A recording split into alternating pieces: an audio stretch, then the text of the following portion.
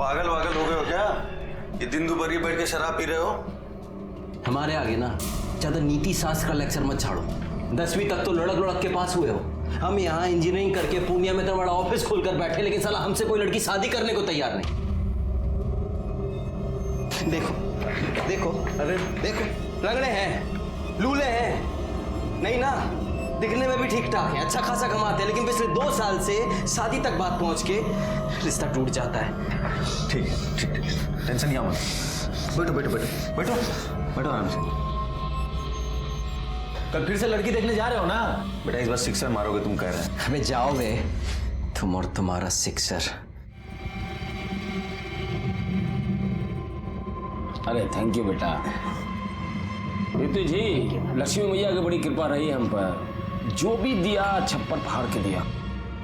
लेकिन आपको तो पता ही है कि सरस्वती मैया के आगे लक्ष्मी मैया की कब चली है जी। तो हमारी सबसे बड़ी पूंजी हमारा बेटा ही है। इंजीनियर बनाया, इंजीनियर। और ये हमारी बिटिया कटिहार में रहकर हॉस्टल में पढ़ रही है। हमारी बिटिया पारुल भी 12वीं तक पढ़ाई की है, लेकिन घर का सारा काम वाम कर लेती है, सिलाई कढ़ाई सब। देखिए सच्ची बात है, बुरा मत मानिएगा। नहीं नहीं, आपकी बिटिया है बहुत सुंदर। क्यों बेटा पवन? हाँ अरे पापा, भैया को उन्हें देखने से फुर्सत तो मिले। अब तो आप शेरवानी सिलवाइए।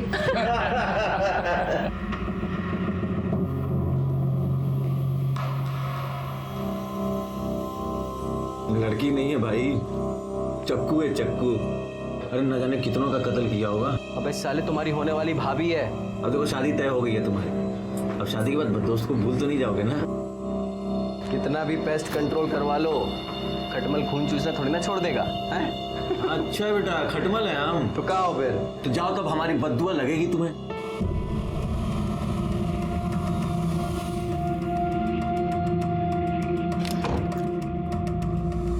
अरे बाबा जी प्रणाम। जो ज्यादा पंख फड़फड़ाता है ना, वही मुंह के बल गिरता है। बड़ा आया इंजीनियर साला।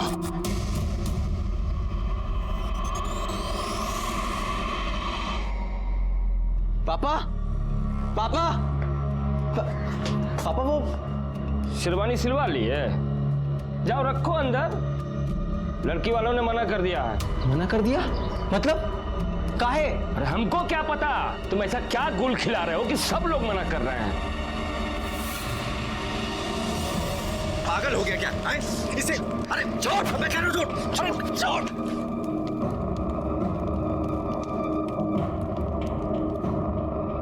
क्या क्या तूने? अरे शादी टूट गई तो लौंडिया की तरफ टेसुआ पाओगे? बात वो नहीं है, लेकिन साला कोई तो प्रॉब्लम हमारे में ही है ना, जो हर बार सब हमें रिजेक्ट करके चले जाते हैं। हम कह रहे हैं तुम अपनी कुंडली को दिखवाओ, कहीं ना कहीं उसमें अड़ैया मार के बैठा हुआ है। पापा ने हमारी शादी का रिस्पॉन्सिबिलिटी आपको दिया है ना, अगवा बने फिरते हैं आप हमारे। तो आप हमें ये बताइए कि आप हमारी शादी करवा रहे हैं या हमारी परेड निकलवा रहे हैं? हम पे काहे भड़क रहे हो महाराज? तो भड़के नहीं तो क्या करें? सिविल इंजीनियर हैं हम, और ऐसा कौन सा टाटा बिरला की लड़की से योग भिड़ा रहे हैं कि हमारी शादी नहीं हो पा रही है? प्रॉब्लम क्या है? जानना चाहते हो प्रॉब्लम का है? बताते हम। बैठो बैठो, हम तुमको बताते हैं प्रॉब्लम का है। बैठो।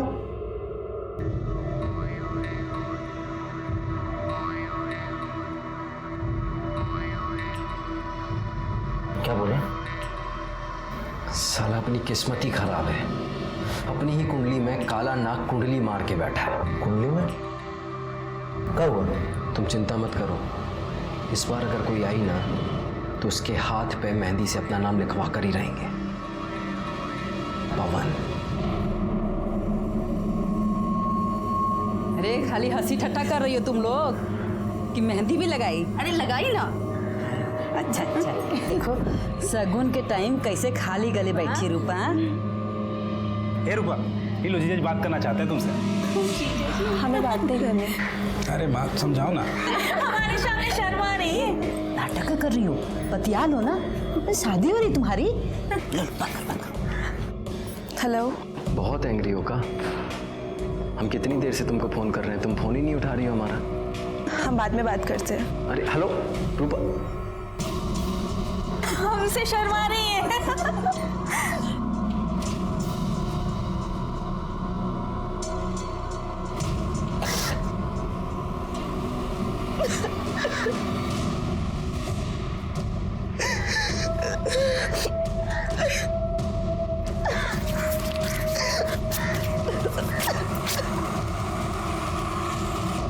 हमें पता है ये सब क्या हो रहा है, लेकिन हम ऐसा होने नहीं देंगे। कह रहे हैं तुमसे एक बार हम फिर से सोच लो तुम। हम डिसाइड कर लिए हैं, अब हम किसी राहु केतु को अपने आड़े नहीं आने देंगे। हमें रूपा चाहिए तो चाहिए। अब तो ये लाइफ और डेथ का मैटर हो गया है। चलो बस आ गई, हम निकलते हैं। अपना ख्याल रखना। गरिया गरिया गरिया, हाँ गरिया, बैठो बैठो। चलो चलो।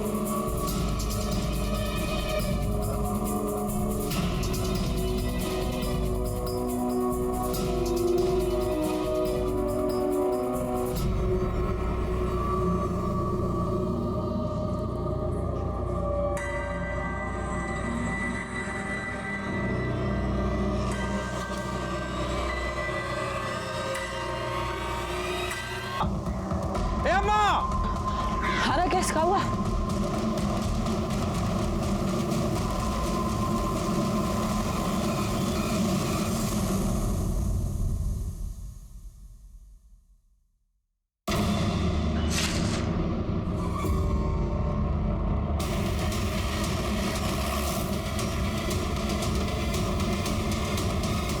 आइए सर।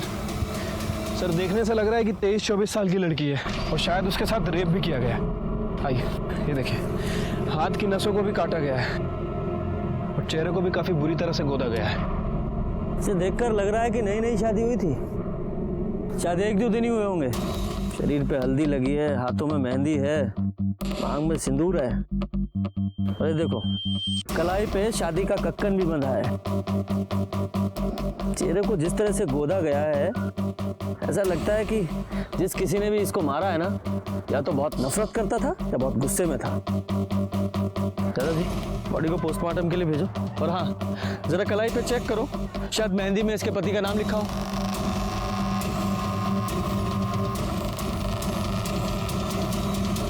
सर हाथ में पवन लिखा हुआ है। पवन? यादव जी पता करो, 1-2 दिन पहले किसी पवन की शादी हुई थी क्या? इस बेचारी ने कितनी अरमानों के साथ अपनी नई जिंदगी की शुरुआत की होगी। जिस किसी ने भी इसके साथ ये बर्बरता की है ना, यादव जी से छोड़ना नहीं है। सर ये लड़की की पोस्टमार्टम रिपोर्ट आ गई है। रिपोर्ट के मुताबिक उसके साथ ब्रूटली रेप किया गया है। बॉडी में काफ़ी ज़्यादा इंजरीज भी हैं और सर ये बॉडी पे 2 लोगों का सीमन भी मिला है। 2 लोग? यानी कि रेप और मर्डर में 2 लोग शामिल थे? हाँ सर। रिपोर्ट के मुताबिक उसकी मौत ज़रूरत से ज़्यादा खून बहने की वजह से हो गई है और उसके बाद उसके फेस को गोदा भी गया सर।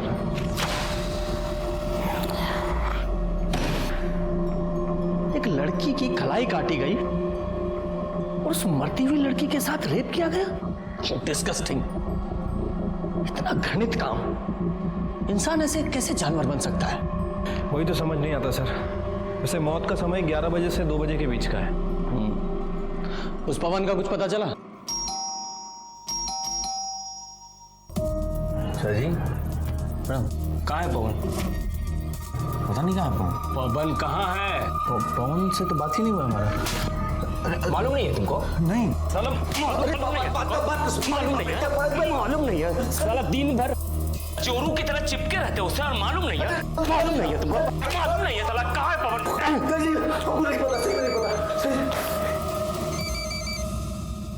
हेलो,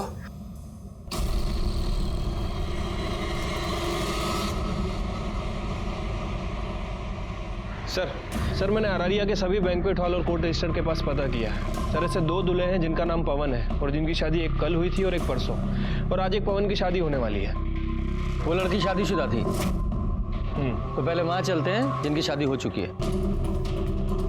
साहब हमारी पत्नी हमारे साथ ही है। ये हमारी पत्नी। साहब यही है हमारी बीवी। सर इन दोनों कपल्स में तो कोई नहीं है। एक कपल और बचा है ना अभी। एक काम करो, जिस बैंक्वेट हॉल में किसी रूपा और पवन की शादी होने वाली है ना, वहां से उनका एड्रेस निकालो। इतना दिन से मुंह फुला के बैठी थी, आपको दिखाई नहीं दे रहा था? अरे भाग गई है कहीं वो। कहाँ भाग? वो पुलिस आई है। पुलिस? पुलिस को कौन बताया? नमस्ते सर। नमस्ते। बताइए। हमें रूपा से मिलना है। रूपा तो वो शादी की रस्म के लिए बाहर गई है। आप कौन है? हम रूपा की माँ हैं। तो शादी की ऐसी कौन सी रस्म होती है जिसमें माँ और बाकी औरतें नहीं जाती? हमको नहीं पता रूपा कहाँ है। आज शाम को उसका शादी है। वो सुबह से पता नहीं कहाँ गायब हो गई है। हम लोग तो उधर से ढूंढ ढूंढ के इतना परेशान हो गए, पता नहीं कहाँ चली गई हमारी बेटी।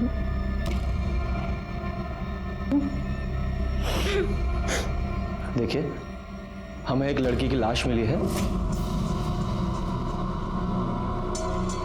और उसकी पहचान के लिए आपको हमारे साथ चलना पड़ेगा।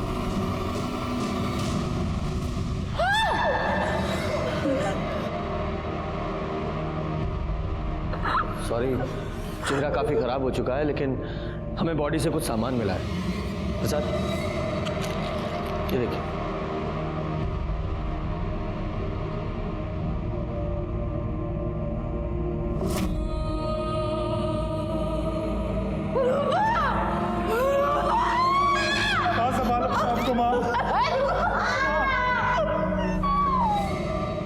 रूपा की शादी उसकी मर्जी के खिलाफ हो रही थी, हा? या उसका किसी के साथ कोई? नहीं सर, ऐसा कोनो बात नहीं था। साहब, कुछ तो था। हमने देखा था रात को एक लड़की आई थी। कौन है? कौन है? अरे मैंने पूछा कौन है? हम है रानी, वो रूपा की दोस्त। वो हमारी बस लेट हो गई थी तो थोड़ा देरी से आए हैं। कौन है ये रानी? हमको नहीं पता कौन है। हमारी बेटी पटना में पढ़ती थी, वहीं की कोई दोस्त होगी। अच्छा, उसकी शादी भी नहीं हुई थी तो उसकी मांग में सिंदूर कैसे है? हमको नहीं पता, हमको कुछ नहीं पता। राकेश, ये रूपा की शादी किसके साथ होने वाली थी? साहब, पवन सिंह के साथ। प्रजापति सिंह का बेटा है, पूर्णिया में रहते हैं वो लोग। ठीक है, आप लोग जाइए। सर, ऐसे कैसे मर्डर हो सकता है? हो सकता है रूपा ने भागकर शादी की हो। शायद कॉलेज में उसका कोई अफेयर चल रहा हो और रानी ने भागने में उसकी मदद की हो। फिर रूपा के कॉल रिकॉर्ड्स निकालो और देखो कि इसका किसी के साथ अफेयर तो नहीं था। और पटना पुलिस को भी इन्फॉर्म करो कि इसको कॉलेज में इंक्वायरी करें। ठीक है सर। एक काम करते हैं, पूर्णिया चलते हैं और इस पवन सिंह और प्रजापति सिंह से मिलते हैं। हो सकता है पवन को इस रूपा के अफेयर के बारे में पता चल गया हो और इन लोगों ने ही पहले उसका रेप किया और फिर मार दिया। चलिए, जो होना था सो हो गया। बीती बात भूल जाइए। अब तो वही होगा जैसा आपको ठीक लगे। अरे हम भी कहाँ भाई साहब ये बात दिल से लगाए बैठे। अब लड़की भाग गई, सबका नाक कटा गई। अच्छा हुआ भाई साहब हम अपने लड़का का ब्याह वो घर में ना किए। पवन बाबू नहीं दिख रहे? है, ये है। अभी बात हुई थी। कहा है ना भाई साहब, मामला जरा शांत हो जाए ना, बुलवा लेंगे उसको। बाकी भाई साहब वो जो हम बात किए थे उसका बंदोबस्त जरा देख लीजिए। आप उसकी फिक्र ना करें। संयोग भिड़ना था सो भिड़ गया। अब हमको आज्ञा दीजिए, हम बहुत काम है, तैयारी करनी है।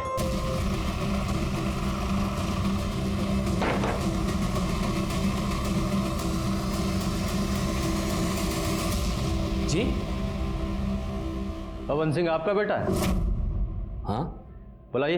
अरे बड़ा इंजीनियर है, बहुत बड़ा ठेका मिला है उसको, पटना में गया है काम करवाने। कमाल है ना, आज ही शादी टली और आज से ही काम पे लग गया। नहीं, हमें लगा शादी टलने के गम में कोप भवन में केकई की तरह शायद रो रहा होगा। अरे लड़की को भागना था, भाग गई। बची 100 लड़कियां मिल जाएगी हमारे बेटे को। आगे नहीं है वो, मर्डर हो गया उसका। क्या? हाँ, रेप और मर्डर। पता लगा लेंगे कि कौन से अज्ञातवास में है आपका सुपुत्र। सर सर ये रूपा के कॉल रिकॉर्ड्स को चेक किया है, ऐसा कुछ भी नहीं मिला जिससे लगे कि रूपा का किसी के साथ अफेयर चल रहा था। नॉर्मल अपने दोस्तों से बात करती थी और कभी कभार पवन से। वो पवन के भी कॉल रिकॉर्ड चेक किए थे सर मैंने। सर उस दिन उसका फ़ोन वो बस स्टैंड पे ही बंद हुआ था। कहाँ जा सकता है ये? उसके कॉल रिकॉर्ड से उसके किसी नज़दीकी या दोस्त का पता चल रहा है? हाँ सर, उसके कॉल रिकॉर्ड्स में एक ऐसा नंबर है जिस पर वो अक्सर बात किया करता था, किसी अखिलेश के नाम रजिस्टर्ड है। दोस्त की खबर नहीं रखते हैं? अच्छा एक बात बताओ, ये रूपा और पवन का आपस में कुछ झगड़ा चल रहा था क्या? नहीं सर, रूपा को तो पवन बहुत पसंद करता था, बहुत खुश था कि उसकी शादी हो रही। ठीक है, तुम जाओ और हाँ, जरूरत पड़ी तो फिर बुलाएंगे। ठीक है सर। यादव जी सर, ये पवन की लास्ट लोकेशन बस स्टॉप पे थी ना? बस स्टॉप पे जाके पता करो, शायद पवन के बारे में कुछ पता चले। सर ये कंडक्टर है, इसने उस दिन पवन को देखा था। जी साहब, वो हमारी बस में था। बड़े प्रतिभाशाली हो यार तुम तो। अच्छा, मेमोरी बूस्ट करने के लिए कोई दवा खाते हो क्या जो सब याद रहता है? बस में चढ़ने वाला हर आदमी याद रहता है तुम्हें? नहीं सर, ऐसी बात नहीं है, लेकिन उस दिन हुआ ही कुछ ऐसा था कि याद रह गया। और किसी का टिकट बाकी? कुछ गुंडे हमारे पीछे पड़े हैं, बहुत देर से पीछा कर रहे हैं, हमारी थोड़ी सी मदद कर दीजिए। आप आरैया में गाड़ी रोकिएगा और जैसे ही हम उतरे आप गाड़ी भगा लीजिएगा। तुम फिक्र मत करो, हम ड्राइवर को बोले देते हैं।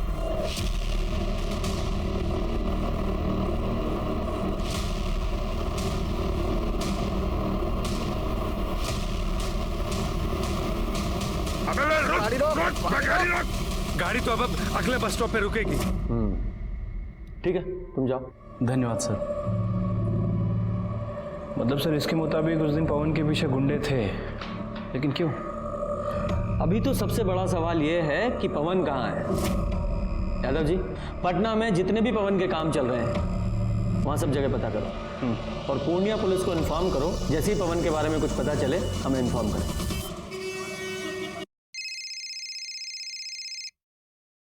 हेलो सर, मैं पूर्णिया से बोल रहा हूँ। पवन मिल गया है। कहाँ है वो? सर वो मर चुका है, हमें उसकी लाश मिली है। क्या?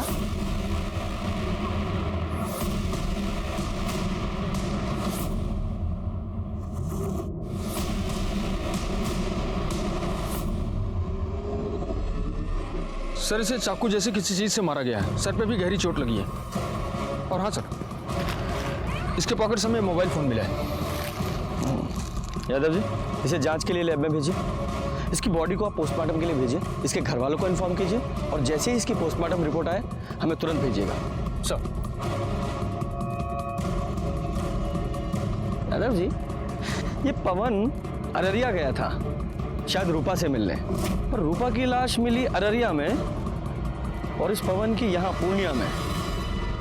हमें शुरू से पवन पर शक था कि उसने ही रूपा का बलात्कार करके उसे मार दिया है, लेकिन जब पवन की लाश हमारे सामने आई तो और भी ना जाने कितने सवाल हमारे सामने आकर खड़े हो गए। जैसे, क्या रूपा की शादी पवन से हुई थी? लेकिन उनकी शादी तो अगले दिन होने वाली थी, फिर वो ऐसे भागकर शादी क्यों करेंगे? और वो लड़की कौन थी जिसने रूपा को घर से भागने में मदद की थी? ये एक ऐसी पहेली थी जो उलझती ही जा रही थी। सर ये पवन का पीएम रिपोर्ट। सर रिपोर्ट के मुताबिक उसकी बॉडी पर 4 वार किए गए थे। 3 बार उसकी बॉडी पर थे और 1 बार उसके सर के पीछे। इसी की वजह से उसकी मौत हुई सर, और उसकी मौत सुबह 3 बजे से 5 बजे के बीच में हुई है, मतलब रूपा के मरने के 3 से 4 घंटे बाद। क्या ये हो सकता है कि इस पवन ने रूपा को मारा हो और रूपा के साथ जो लड़की थी उसने पवन को मारा हो? या फिर ये भी हो सकता है कि रूपा के साथ जो लड़की थी उसने रूपा और पवन दोनों को मारा हो? पर वो लड़की थी कौन?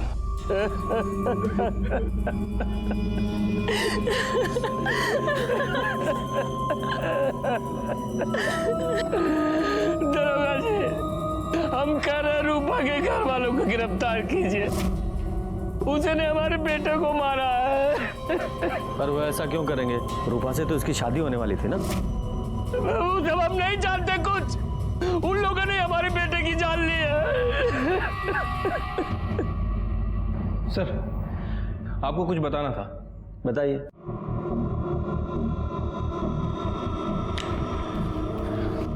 सर, पवन सिंह के पास जो मोबाइल फ़ोन था और उसके अंदर जो सिम था वो पवन के नाम रजिस्टर्ड नहीं था, बल्कि अखिलेश के नाम रजिस्टर्ड।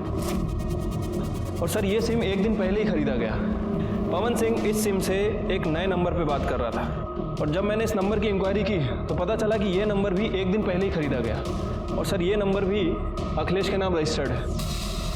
ये दोनों सिम को एक ही दुकान से खरीदा गया था, और वो भी अखिलेश नहीं खरीदे थे। जिस दिन मर्डर हुआ उस दिन पता चला है कि ये दोनों ही सिम एक साथ ट्रेवल कर रहे थे। इनमें से एक सिम की लोकेशन रूपा के घर के आसपास की है, और ये दूसरा सिम नेक्स्ट डे जाके कटिहार में बंद हुआ। ये दो नए सिम का क्या चक्कर है? कुलजा सिम खेल रहे हो? हमें कुछ नहीं पता सर। हम बताते हैं। पवन को रूपा के अफेयर के बारे में पता चल गया। उसने तुम्हें भी बताया, तुम्हें भी गुस्सा आया, और तुमने और पवन ने दोनों ने मिलकर रूपा का रेप किया, उसे मार डाला, और बाद में तुम्हारा और पवन का झगड़ा हुआ तो तुमने पवन को भी मार दिया। नहीं सर, ऐसा कुछ नहीं हुआ था। हम सच कह रहे सर, हमें कुछ पता ही नहीं। यादव जी, सर मैं बता रहा हूँ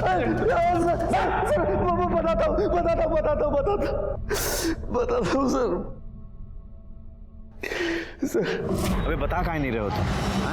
ये सिम कार्ड काहे मंगाया हो हमसे? कहाँ जा रहे हो तुम? कल शादी है ना तुम्हारी? वो हम रूपा को भगा कर शादी कर रहे हैं। अरे पगला गए हो का? हाँ, बताओ ना क्या हुआ है। अरे वो सब हम तुमको आकर बताएंगे, तुम चिंता मत करो हमारी। अरे ऐसे चिंता मत करो, बताओ पहले हमको क्या हुआ है। वो हम पुष्पिंदर से कहकर अपना ऑफिस बेच दिए। देखो, ये बात पुष्पिंदर को, हमें और अब सिर्फ तुम्हें पता है कि 35 लाख कैसे हमारे पास। हम रूपा को अपने से दूर नहीं होने देंगे, और अगर ये बात हमारे बाप को पता चल गई ना तो वो हमें जहन्नुम से भी ढूंढ निकालेगा। इसलिए हम अपना फ़ोन बंद कर देंगे और इस नंबर से तुमको फ़ोन करेंगे, समझे? ऐसा हुआ था, या फिर ऐसा हुआ तुम दोनों यहाँ अररिया आए, तुम लोगों ने रूपा का रेप किया और दोनों ने मिलकर रूपा को मार डाला, और क्योंकि तुम्हें पता था कि पवन के पास इतना सारा कैश है, उसके लालच में तुमने पवन को भी मार दिया और वो पैसा लेकर भाग गए। नहीं सर, नहीं, ऐसा कुछ भी नहीं हुआ था सर। यादव जी, ये इतनी आसानी से नहीं बोलेगा, इसे अपने स्टाइल में पूछते रहो, और इसका और पवन का डीएनए रूपा के ऊपर मिले सीमेंट के डीएनए से मैच कराओ। सर, ये पवन और अखिलेश की डीएनए रिपोर्ट आ गई है। सर, उन दोनों ने ही रूपा के साथ रेप नहीं किया था। क्या? तो फिर कौन हो सकता है? ये सब भी ना एक पहेली की तरह हो गया है। ये रूपा और पवन की शादी होने वाली थी, और रूपा अपनी शादी से एक रात पहले घर से भाग गई थी, और उसी दिन वो पवन भी पूर्णिया से अररिया आ रहा था। ये रूपा का मर्डर यहाँ अररिया में हुआ और हमें पवन की लाश पूर्णिया में मिली। ये भले ही पवन ने रूपा का मर्डर ना किया हो, लेकिन वो कारण हो सकता है। याद है ना वो बस कंडक्टर, उसने कहा था कि पवन के पीछे 2 गुंडे लगे हुए थे। हो सकता है वो 2 गुंडे पवन के पीछे पीछे रूपा तक पहुंच गए हो, उन्होंने रूपा को मारा हो, बाद में पवन को भी मार दिया। यादव जी, ये पवन के पास 35 लाख रुपए थे, और ये बात सिर्फ 2 लोगों को पता थी। एक उसका दोस्त अखिलेश और दूसरा वो ब्रोकर पुष्पिंदर, जिसने उसका ऑफिस बिकवाया था। एक काम करो, इन दोनों की कॉल रिकॉर्ड्स खंगालो, देखो कोई सस्पेक्ट मिलता है क्या।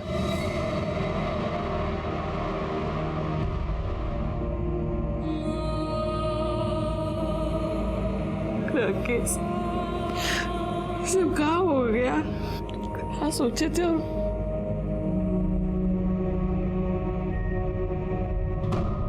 सर, ये अखिलेश और ब्रोकर के कॉल रिकॉर्ड्स आ गए।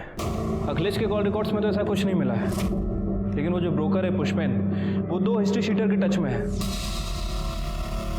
साहब, हम कुछ भी नहीं किए साहब। सीधे सीधे सच्चाई बता दो। वैसे तुम्हारे इन लफंडरों ने हमें बता ही दिया। सब बताता हूँ। वो जो पवन है ना, वो शादी के लिए बहुत परेशान था साहब। मतलब मरा जा रहा था एकदम, लेकिन उसका शादी बार बार टूट रहा था साहब। और एक बार वो हमारे पास भी आया था ये जानने के लिए उसका शादी काहे टूट रहा है। अरे बताइए ना, आखिर बात का है, काहे रिश्ता टूट रहा है बार बार हमारा? गलती तुम्हारा नहीं है पवन बाबू, गलती तुम्हारे बाप का है। वो पार्टी लोगों के सामने इतना बड़ा मुंह फाड़ता है ना कि पार्टी लोग भागिए जाता है, समझे? लेकिन हम दहेज के लिए शादी नहीं कर रहे हैं। ये बात हमको नहीं, अपने बाप को जाकर समझाओ। उसके सामने तो तुम्हारी जुबान पर ताला लग जाता है। अब हम ऐसा नहीं होने देंगे। लेकिन सब फिर से वैसे ही हुआ। विभूति जी 1 करोड़ देने को बोल रहे हैं। अरे क्या बात कर रहे हैं महाराज, पवन का शादी रूपा से तय कर दिया है ना। वो तो आपको 25 लाख रुपए एडवांस भी दे चुका है शादी के लिए। अरे तो हम बारात लेके जाएंगे, लेकिन दुल्हन नहीं लाएंगे। मतलब उठ कर चले आएंगे, कुछ भी बोल देंगे। लड़की में खोट है, आंख टेढ़ी है, मुंह बिचका हुआ है। पापा देखिए पापा, आप ऐसा नहीं कर सकते। हम रूपा को पसंद करते हैं और उसी से शादी करेंगे। ए बेटा, तुम्हारे पढ़ाई लिखाई में कितना खर्चा किए मालूम है ना तुमको? इतना शानदार ऑफिस खुलवा के दिया इसको। तुम्हारी शादी कब होगी, किससे होगी, ये हम डिसाइड करेंगे। हम। पवन बहुत परेशान था, वो हमको 3 लाख रुपया दिया था उसका ऑफिस बिकवाने के लिए, तो हम बिकवा दिया साहब। लेकिन साहब बाद में हमारे मन में बहुत लालच आ गया, तो 35 लाख रुपया भी हमको चाहिए था साहब। अब इसलिए हम पवन के पीछे गुंडे लगा दिए साहब। और तुम्हारे इन गुंडों ने पवन का पीछा किया, पहले रूपा का रेप किया, उसे मार डाला, फिर पवन के पैसे छीने और उसे भी मार दिया। और इस सब में तुम भी शामिल हो। अरे नहीं साहब, ये हम कुछ नहीं किए, हम सच बोल रहे साहब। यादव जी कि बेटे पारुल से चलाई थी, वो भी तब जब रूपा घर से भाग गई। हमने कुछ नहीं किया। ठीक, हमें आपका डीएनए टेस्ट करना है। ये तो हमसे ना होगा दरोगा जी, चाहे जो कर लीजिए।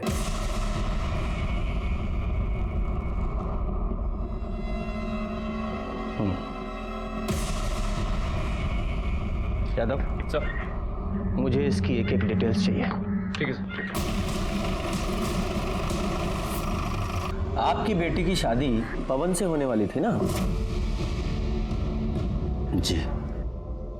लेकिन पवन तो रूपा से शादी कर रहा था, फिर आप रिश्ता लेकर क्यों गए? जब तक सामान बिक न जाए वो किसी का नहीं होता साहब। हमने रूपा के घर वालों से अधिक बोली लगाई थी, वो इसलिए कि लड़का अच्छा था और इंजीनियर भी था। पर पारुल का रिश्ता पवन के साथ एक बार पहले भी टूट चुका था ना? पारुल पवन को पसंद करने लगी थी, इसलिए मान गए, और उन्होंने जो दहेज मांगा हम देने को तैयार हो गए। आप जैसे बेटी वाले जब तक दहेज देते रहेंगे, बेटे वाले लेते रहेंगे। इस सामाजिक कुरीति में आप भी उनका साथ दे रहे थे। बेटी की खुशी के लिए करना पड़ता है सर। अब अच्छा सा लड़का देख के उसकी शादी कर देंगे। हमें आपकी बेटी से मिलना है। वो अपनी नानी के यहाँ गई है, बहुत दुखी थी बेचारी, पवन को पसंद करती थी, बल्कि यूं कहें कि मन ही मन वो पवन को अपना पति मान चुकी थी, पर शायद भगवान को ही रिश्ता मंजूर नहीं था साहब। ठीक है, आप पारुल की नानी का एड्रेस दीजिए, हम वहीं जाकर उससे मिल लेंगे। कैसी बात कर रहे हैं सर, एक तो वैसे ही परेशान है, हम नहीं चाहते कि आप उसे परेशान करें।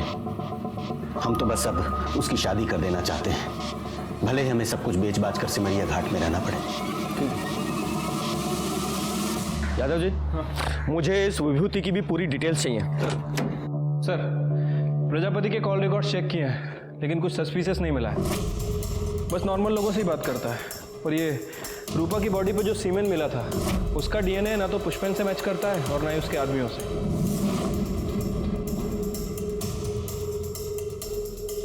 यादव जी, ये पवन ने अखिलेश से 2 सिम लिए थे ना, और दूसरा सिम वो कटिहार में जाके बंद हुआ था।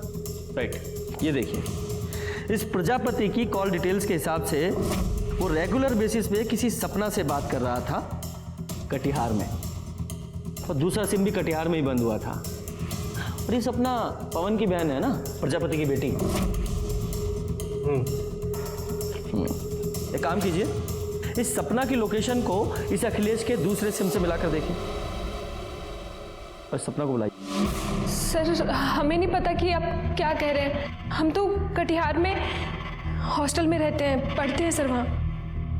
मैं समझाता हूँ सीधे शब्दों में। पवन ने अखिलेश से 2 नए सिम खरीदवाए, एक खुद लिया और दूसरा तुम्हें दिया। ये देखो, तुम्हारी सारी फोन डिटेल्स और तुम्हारे मोबाइल लोकेशन के हिसाब से उस रात तुम यहाँ अररिया आई थी। इतना तो हमें पता है, अब इसके आगे की कहानी तुम बताओ डिटेल में। सर वो हम उस दिन कौन है? काहे भेजे तुम्हारे भैया ने तुम्हें यहाँ? वो तो कल आके शादी तोड़ने वाले हैं ना। हमारे घर में सबको लग रहा है कि हमारी शादी होने वाली है। बेचारी माँ कितनी खुश है। भाभी आप सबको बता क्यों नहीं देती कि आप भैया से ही शादी करेंगी? पगला गई हो का? हमारा कोई मान सम्मान है कि नहीं? क्या बोले माँ को? हाँ, हमारी माँ ऐसे घर में कभी हमारा रिश्ता नहीं करेंगी जो दहेज के लालच में इतना गिर जाए। भाभी भैया ने ये पैसे भेजे 25 लाख रुपए जो हमारे पापा ने आपकी माँ से लिए थे, और ये सिंदूर भेजे हैं। भैया आपको भगा करके शादी करना चाहते हैं। अगर आपकी हाँ है ना तो अपनी मांग में ये भैया के नाम का सिंदूर लगा लीजिए।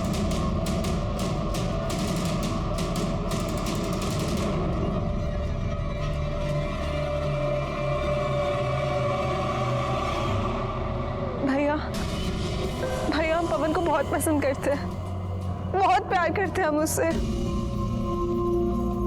पता है हमें, सपना ने हमें सब कुछ बता दिया है। हम तुम्हारा साथ देने के लिए तैयार हैं। अरे भाई है तुम्हारे साथ कुछ बुरा थोड़ी होने देंगे। थैंक यू भैया।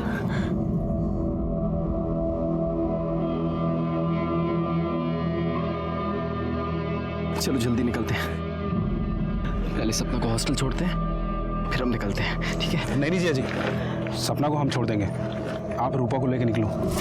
सर उसके बाद राकेश ने हमें खटियार में हमारे हॉस्टल छोड़ दिया।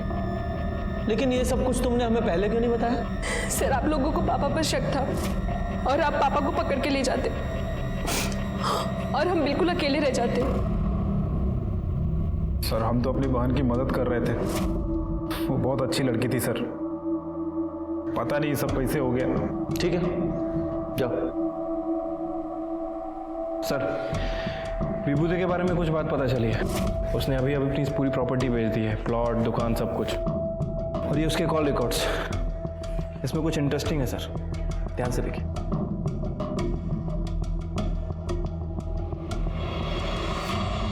पानी पिएंगे आप? हमको प्यास नहीं लगी है सर। अच्छा, वैसे पी लेते तो अच्छा होता, जरूरत पड़ेगी आपको। खैर ये देखिए, ये हैं आपकी कॉल डिटेल्स। इनके हिसाब से जिस रात पवन यहाँ अररिया में आया था, उसी रात आप भी अररिया आए थे। उसके आसपास की ही लोकेशन है। और मजे की बात देखिए, जब पवन वापस पूर्णिया गया तो आप भी पूर्णिया में ही गए। और कमाल की बात तो ये है, पूर्णिया में भी उसी जगह, उसी लोकेशन पर जहां हमें पवन की लाश मिली। आगे की कहानी आप खुद बताएंगे, यहां मुगलवाएं। साहब, पारुल की शादी पवन के साथ पहले ही तय हो गई थी, लेकिन ऐन वक्त पे प्रजापति ने दहेज की मांग बढ़ा दी तो हमने शादी तोड़ दी। बड़ा आया इंजीनियर, लेकिन हमारी बेटी पारुल पवन को पसंद करने लगी थी।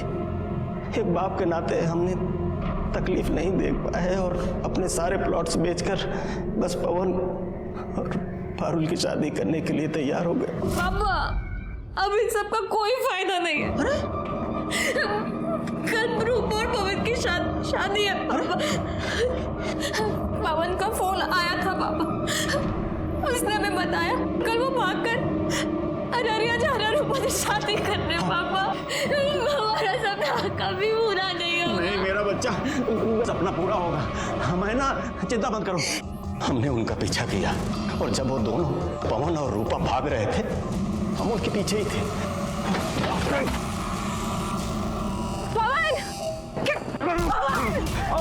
ये क्या कर रहे हो आप? तेरी पवन की पवन, ए विकास, अंदर जाओ सर।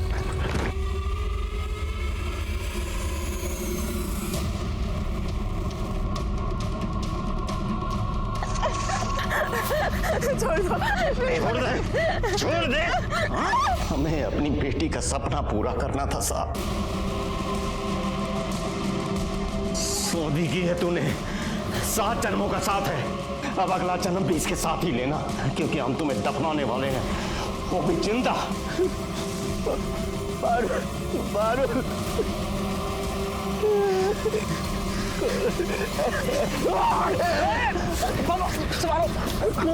पकड़ो उसे,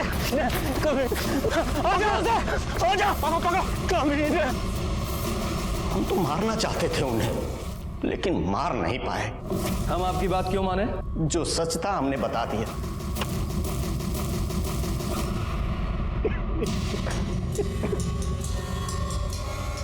प्रसाद सर, बॉडी को पोस्टमार्टम के लिए भेजो। Okay sir. अगर थोड़ी समय के लिए मान लेते हैं कि विभूति सच बोल रहा है, आखिर हुआ क्या होगा? उस रात पवन के साथ तुम्हारा झगड़ा हुआ था? नहीं सर, कोनो झगड़ा वगड़ा नहीं हुआ था हमारा। अच्छा, तो फिर ये देखो, ये है तुम्हारी कॉल लोकेशंस। अगर इनकी माने तो तुम यहाँ अररिया से पहले कटिहार गए, कटिहार से वापस यहाँ अररिया आए, फिर उस रात तुम पूर्णिया गए, और तुम्हारी कॉल लोकेशंस वही है जहां अगले दिन हमें पवन की लाश मिली थी। बोलो, बताओ। हाँ, तुम्हें तो ये सवाल उतना ही कठिन लग रहा होगा जितना कठिन सवाल यक्ष ने युधिष्ठिर से पूछा था। लो, जल्दी जल्दी बताओ, मेरा पेशेंस खत्म हो रहा है। बताओ। यादव जी। नहीं सर, हम सब सच बताते हैं सर। हम सपना से शादी करना चाहते थे और हम उसको बोले थे कि हम उसके